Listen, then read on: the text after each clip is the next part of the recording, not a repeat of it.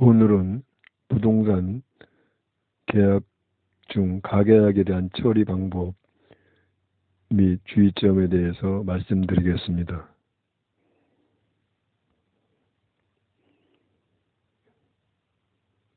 먼저 계약이란 두 개 이상의 의사표시가 합치 결합함으로써 성립하는 법률행위로 쌍방행위라고 합니다. 가계약은 정식 계약 체결 전에 임시로 체결하는 계약으로 통상 중개업소의 권유에 의해서 계약서 작성 후에 계약금을 주고받는 행위를 하는 계약이 보통 이루어지나 여러 가지 사정상 계약서 작성을 추후에 하기로 하고 계약금 중 일부를 주고받는 행위를 가계약이라고 하고, 최근에 빈번히 이루어지고 있는 것은 2020년 2월에 코로나 팬데믹 발생 이후에 집을 매도하거나 매수, 임대하거나 임차할 때 집을 보여주는 행위가 서로 조심스럽기 때문에 발생하는 경우가 많이 있습니다.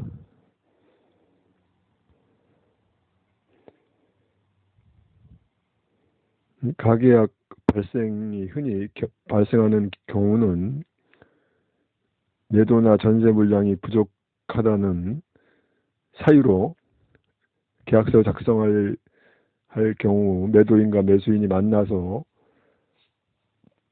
도장 마련하고 사인을 해야 하므로 시간이 부족하므로 계약서 작성은 나중에 하기로 하고 계약금 중 일부를 가계약금 형태로 급하게 입금하여야 계약 물건을 안 뺏긴다고 일부 중개사들이 권유로 발생할 수 있습니다. 물론 매도인이나 임차인이 급하다고 할 경우에도 발생할 수도 있죠.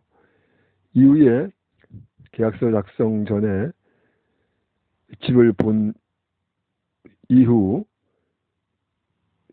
가계약금 입금 전 설명과 주요 내용이 다르거나 혹시 매수자나 매도인 또는 임차인, 임대인이 사정이 발생하거나 단순 변심으로 발생할 수 있습니다.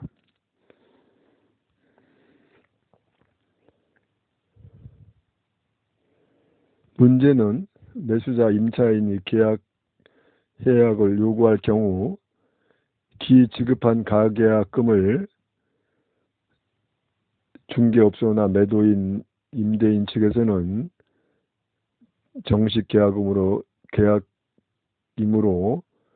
가계약금을 그냥 돌려줄 수 없다고 주장하고, 매수인, 임차인은 계약서 작성을 안 한 정식 계약이 아니라고 주장하여 계약금을 돌려달라고 주장하여 다툼이 발생합니다. 결론적으로 일반적인 가계약은 계약이 성립된 것으로 판례는 보고 있습니다. 그런 판례를 살펴보기 위해서는 우리나라 부동산 관련 법 체계도를 이해할 필요가 있는데요. 크게 우리나라 부동산 관련 법 체계는 최고 1단계부터 7단계로 나누어 줄 수 있는데, 편의상 4단계, 중간에 4단계 부동산 관련 일반법, 우리가 일반적인 법률을 얘기합니다. 국회를 통과하는 부동산 관련 일반법에는 공인중개사법, 부동산 등기법, 부동산 거래 신고 등에 관한 법이 있죠. 이 법이 있고 그 밑으로는 이제 그 법이 아닌 법에 근거해서 상세한 내용을 정한 부동산 관련 법 시행령, 대통령령이 있고, 그 다음에 6단계로 각 부 장관이 일을 하면서 시행규칙을 정한 장관 부령이 있습니다. 그 마지막 단계에는 부동산 관련 지방자치 시도의 조례가 있고, 다시 이제 4단계 부동산 관련 일반법 위에 보면 부동산 관련 특별법이 있습니다. 일반법에 우선하는 특별법은 공공주택특별법, 민간임대주택에 대한 특별법 등 특별자가 붙은 특별법이 일반 법에 우선해서 적용되고 있습니다.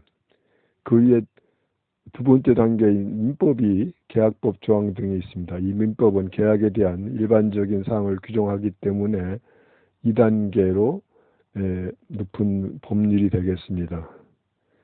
최고 1단계는 그 근대 민법이 제정된 3대 원칙이 있습니다. 이 원칙이 계약에서는 상당히 중요하므로 다음 장에 설명을 드리겠습니다. 근대 민법의 3대 원칙은 첫 번째 사유재산권 존중의 원칙, 소유권 절대의 원칙, 민법의 아주 기본 개념적인 기본적인 원칙입니다. 두 번째 계약 자체의 원칙, 사적 자체의 원칙. 개인의 자유로운 의사에 기초하여 법률 관계가 형성되고 계약 체결 여부를 판단하고 계약 상대방을 선택하고 계약 내용을 정하고 계약 방식의 선택 등이 자유롭다는 계약 자유의 원칙, 사적 자체의 원칙을 두 번째로 명시합니다. 근대 민법의 3대 원칙 중에 있습니다. 세 번째 가실 책임의 원칙, 자기 책임의 원칙은 개인 또는 타인에게 손해 발생 시 고의 또는 가실이 있을 때만 책임지는 자기 책임 원칙이 있습니다.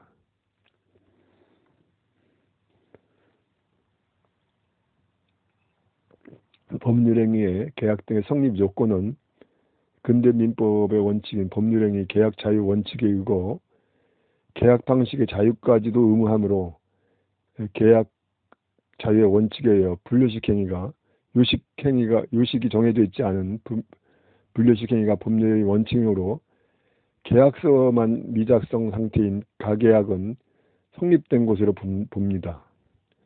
법률행위의 일반적 성립 요건은 당사자가 있을 것, 목적이 있을 것, 의사표시가 있을 것의 성립 요건을 요합니다. 법률행위 일반적 효력 요건은 당사자 중에 당사자는 권리, 의사, 행위 능력이 있을 것, 권리나 의사, 무능력자 등은 안 되죠. 법정 대리인을 통해서 계약을 해야 됩니다. 두 번째, 목적이 접속 가능하고 확정할 수 있으며 사회적 타당성이 있을 것, 계약의 목적이 의사표시가 일치하고 의사표시에 하자가 없을 것. 요식행위는 의사표시가 서면 기타 일정한 방식에 따라 행해야 하는 행위, 예를 들어 중요한 것은 요식행위로 정하고 있는데 어음행위, 유언 중요하죠. 재산관계, 혼인, 법인 설립행위 등에 대해서는 요식행위를 원칙으로 효력 요건으로 하고 있습니다. 계약은 계약 자유의 원칙에 의해 불요식 행위입니다. 법률행위 자유의 원칙의 예외로 요식성 강화가 있습니다. 근대법은 기본 법률행위 자유 원칙은 방식의 자유까지도 의미하여 법률행위는 불요식 행위를 원칙으로 합니다. 그러나 당사자로 하여금 법률행위를 신중히 하게 하고 또한 법률행위 존재로 권리의 범위를 특히 명확히 할 필요가 있는 경우, 특히 거래 내용을 신뢰하고 신속 안전하게 할 필요가 있는 경우에는 요식성이 강화되고 있습니다. 계약의 특성과 행위 시 효력이 발생 시점, 낙성계약, 청약과 승낙의 계약이 이루어지는 당사자의 의사표시 합의만으로 성립하는 계약을 말하며 요물계약, 물건을 요하는 당사자의 의사표시 합치 이외에 물건이 인도와 급부, 부동산에서 말하는 거죠. 급부는 이제 집을 인도를 받고 계약금을 납부하는 경우, 계약금이나 대금을 납부하는 경우에 성립하는 계약을 말하는 요물계약입니다. 불요식 계약은 방식이 필요 없는 계약이고 흔히 실무에서 혼동에 쓰는 취소는 계약 성립에 하자가 있을 때 취소를 하면 소급 효과가 발생합니다. 해제는 일단 유효하게 성립했으나 효과 발생 전에 해제를 하면 걷어들이는 겁니다. 예를 들어서 계약 이후에 위약금을 납부하면 계약이 없었던 것으로 처음으로 돌아가는 소급표가 발생합니다. 해지는 여태까지 효력이 있었으나 앞으로 해지 시점부터 장래 효과를 발생하는 것이고, 해약은 계약을 깨뜨려서 없던 것으로 하는 겁니다. 계약을 해약했을 때 해약금 문제가 발생하는데, 계약금 중 일부를 지급하고 계약서 작성을 안 한 상태에 계약 해약 문제가 발생합니다. 그래서 우리 민법 제565조 해약금에 대한 규정은 매매의 당사자 일방이 계약 당시의 금전 기타 물건을 계약금, 보증금의 명목으로 상대방에 교부한 때는 지급한 때에는 당사자에게 다른 약정이 없는 한 당사자 일방이 이행에 착수할 때까지는 교부자는 이를 포기하고, 돈을 내신 분은 이를 포기하고, 수령자는 돈을 받은 사람은 그 배액을 상환하여 매매계약을 해지할 수 있다고 명시적으로 규정하고 있습니다. 가계약 시 판례의 주의사항은 가계약 시 계약서 작성을 하지 않았더라도 구두 또는 서면 등, 요즘은 문자나 카톡 등으로 주로 하죠, 쌍방이 목적물의 주소, 면적, 대금 지급 방법 등의 중요사항에 대한 협의가 되었다면, 협의가 된 후 계약금을 지급했다면 본 계약과 같은 유효한 계약으로 인정되는 것이 판례입니다. 여기서 중요한 것은 목적물의 주소, 면적, 대금 지급 방법 등에 대한 것을 협의를 해야 된다는 것입니다. 흔히 실무에서 급하게 계약을 하다 보면 금액하고 아파트 면적, 대금 날짜 방법 등에서 정확하게 문자나 카톡으로 정리가 되면 상관이 없는데, 그렇지 않고 그냥 알아서 한다는 식으로 계약금을 주고받으면은 이것은 유효한 계약으로 보기가 어렵게 되겠죠. 가계약 시 중요한 문자 또는 카톡 등으로 정확한 자료는 증빙자료로 남기는 것이 중요합니다.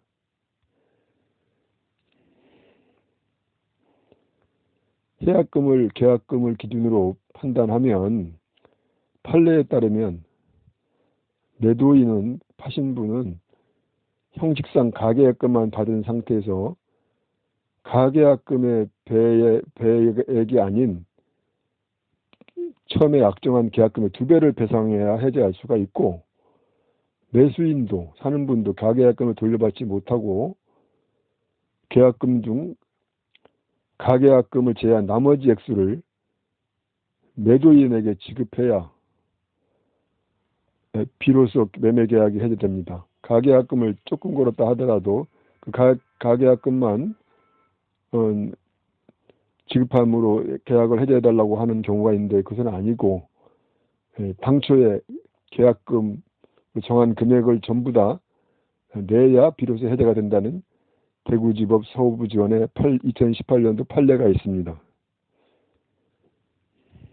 결론적으로 법적 절차 진행은 계약상 성립상 아까 말씀드린 가계약 당시에 문자나 카톡 등으로 정확하게 물건의 면적, 주소, 대금 지급 방법 등에 정확하지 않았다면 다툼이 생기고 해약금 손해배상 등의 비용이 가대 발생하고 소송 장기화로 경제적 손실이 가다 발생합니다.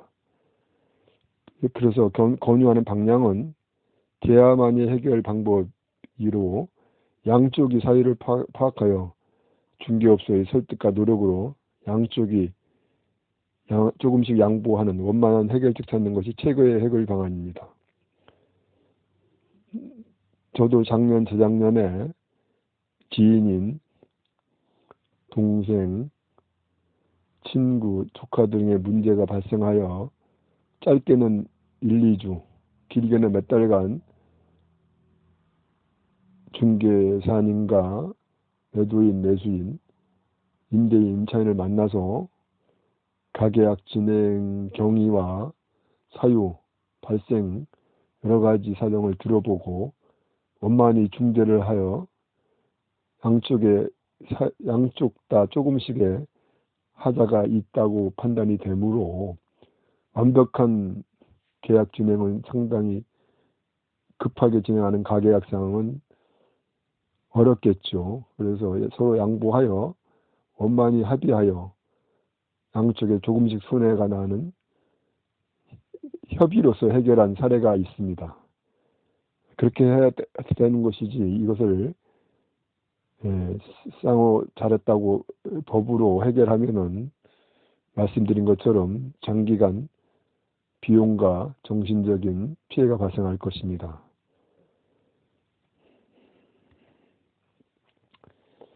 이러한 문제점을 해결하기 위해서는 가계약 전에 신중하게 알아보고 체결해야 될 것이며 가계약 체결 후 불만족 또는 변심할 경우 소송인 법적 절차보다는 당사자 쌍방이 조금씩 양보하는 것이 현명한 해결 방법이라 하겠습니다. 이상으로 오늘은 가계약에 대해서 알아봤습니다. 끝까지 시청해 주셔서 감사합니다.